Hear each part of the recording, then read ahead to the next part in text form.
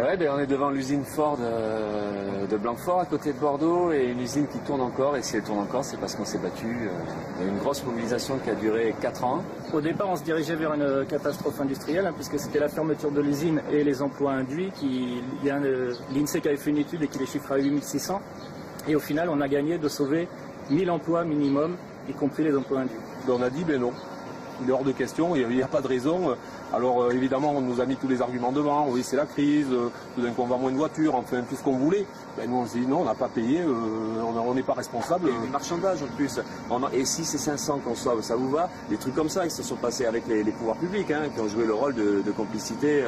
Et nous on disait non, nous c'est 0 licenciement. Et beaucoup de collègues n'étaient pas prêts à faire ce qu'on faisait.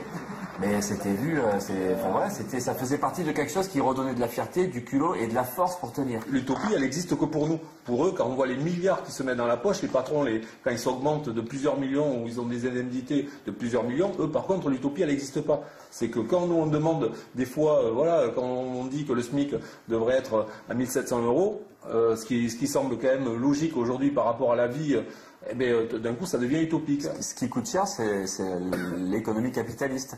Parce que ça se traduit par un vol des richesses, quoi. Elles sont accaparées par les capitalistes. Et alors, évidemment, nous, quand on discute de mesures sociales, c'est-à-dire d'arrêter de licencier, d'arrêter de fermer les usines, d'augmenter les revenus, de développer les services publics, oui, ça va coûter cher parce que ça va à l'encontre de leur objectif de récupérer les sous. Et donc après, c'est arriver à faire en sorte qu'il y ait une économie qui fonctionne normalement. Et c'est-à-dire que le critère premier, ce soit la satisfaction des besoins des populations. Et la dette, c'est un système de pompage des richesses. C'est des trucs de rentier, voilà.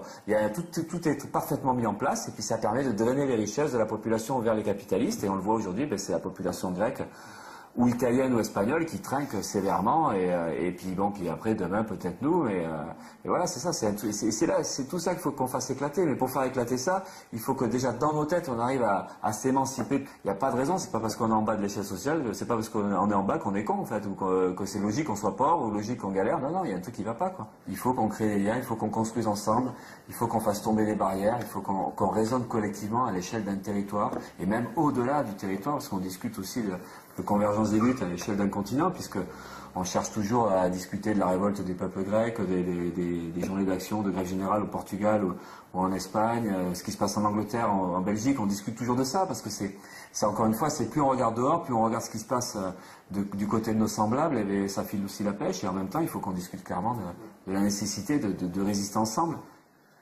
Le continent européen, ça peut être autre chose que cette Europe des capitalistes. Ça peut être une Europe solidaire, une Europe des peuples, où on discute de droits sociaux et égaux pour tout le monde. Ouais. On discute d'un SMIC européen, on discute d'une harmonisation du droit social par en haut, et ce serait la seule véritable réponse à la crise aujourd'hui. C'est-à-dire qu'en fait, le véritable protectionnisme, c'est celui de la convergence des luttes à l'échelle du continent.